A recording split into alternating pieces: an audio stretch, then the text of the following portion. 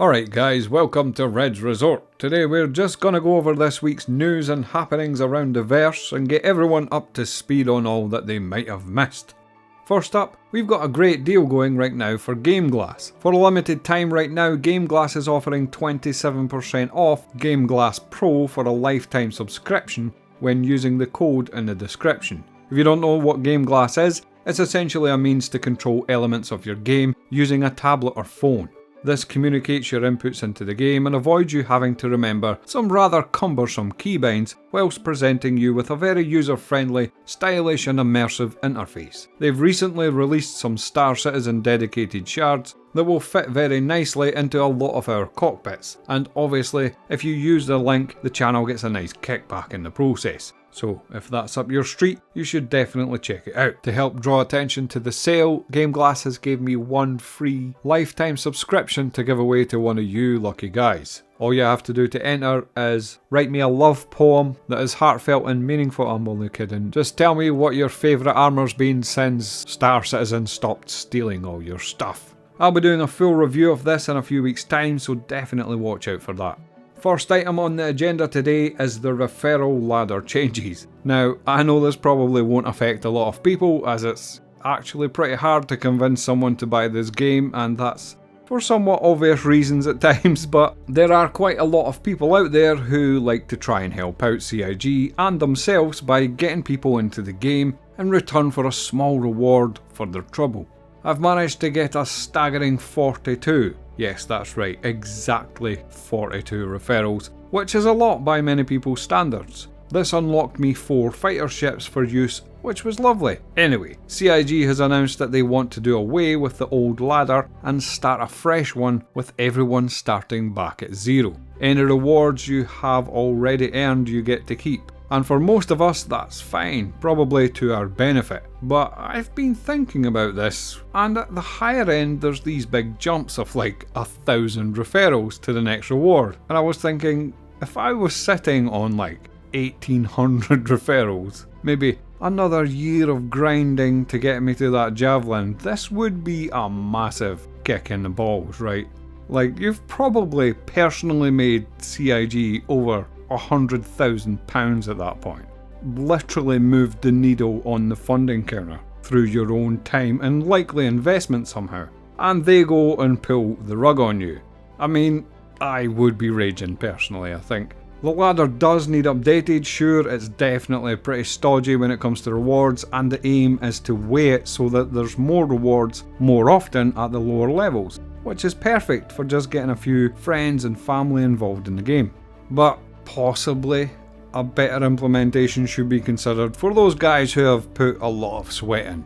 It's another cluster of fudge they will have to find their way out of. It's a change definitely being implemented to push sales, so slapping their hardest working salesmen and women seems, I don't know, counterproductive to be honest. Anyway, moving on, it's been discovered that the new armour in the game, both the 30 quid paid for patch armour that came with the gold Corsair skin, and the Antium armour found at the orbital laser sites, has a bugged implementation of the first scanning technology. This was accessed by having the helmet on your hip instead of equipped. Very interesting stuff.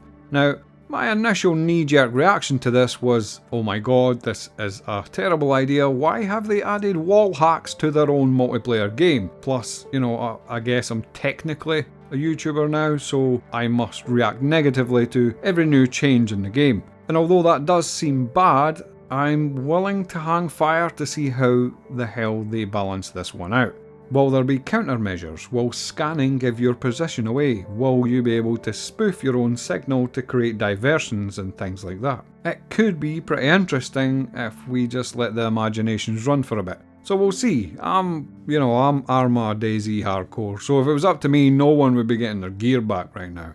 But after playing the patch, my god, it is glorious getting your stuff back. I do miss the looting gameplay. I think we took a hit there, but I guess it's like a banking system for armour and guns. Once it's on, it's yours. Which if you're a loot goblin, is an absolute bonus. Definitely going to sit on my hands for a while and keep my face shut and see how things pan out.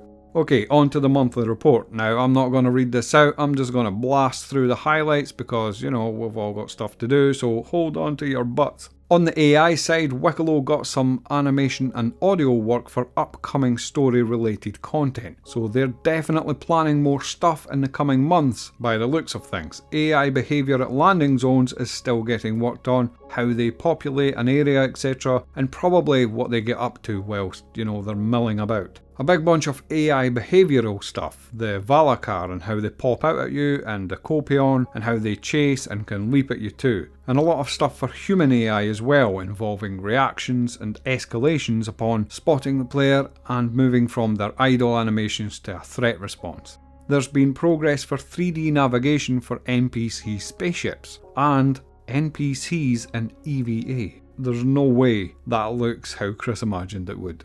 Just no way. Character art has been working on a new creature alongside the Starware art department. And that was mentioned quite specifically, so I'm assuming that's supposed to suggest that means this creature, whatever it is, wears clothes. Possibly not though, and those guys have also been working on new armours and rewards.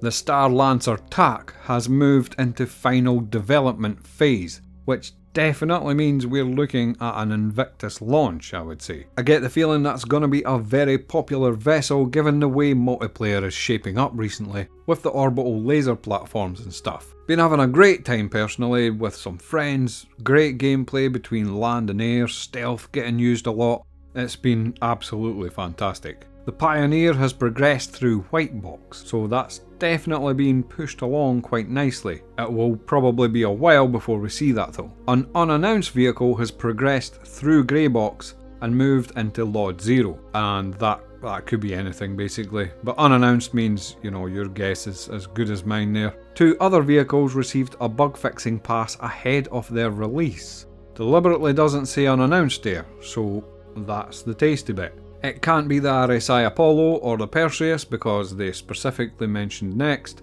It could be the new Mantis variant as one of them, although that would seem pretty quick since it was mentioned on SCL just recently and, they didn't even show any concept work. But I'm pretty sure the latest sneak peek was the Mantis, so possibly. The other ship, and the only thing that doesn't get mentioned on this list, is the Drake Ironclad, and it's only by its absence that makes me say that. That would be crazy if they've gotten this far along with that already. That's nearly ready for release, so.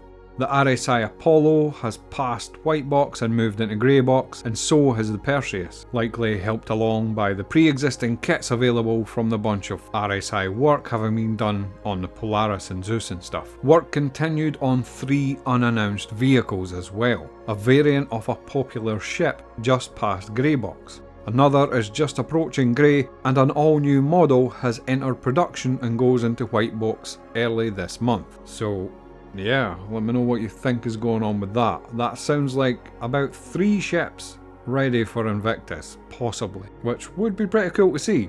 Let me know what your predictions are though. On gameplay, the Parallax rifle got a secondary fire mode that will allow you to overcharge it sounds like, with the risk of overheat. More weapons will have this functionality going forward, it says as well. Engineering is still chugging away. It's looking like auto throttling will be applied to components that are underpowered. Cooling has also had an overhaul there as well.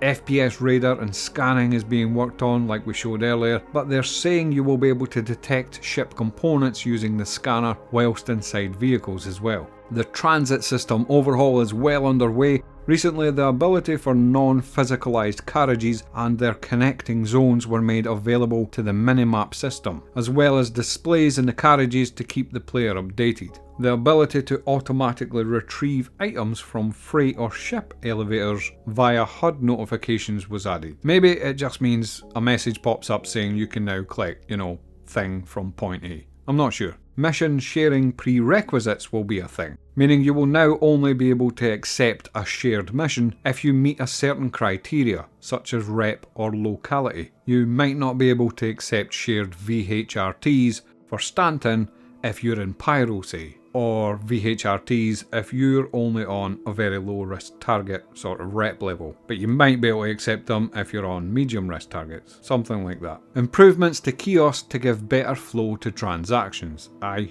swear that better mean no more back to page 1 after buying each item. honest to God. Gas clouds and terrain got a workover, and things are becoming more refined in the weather system, with lightning and volumetrics getting looked at. Also, Vulcan stability has improved after some back and forward with NVIDIA. Mission design team is still fixing up a lot of the old missions, and that's that. That was the monthly report. There was a lot of stuff in there, it all sounds like it's chugging along just nicely.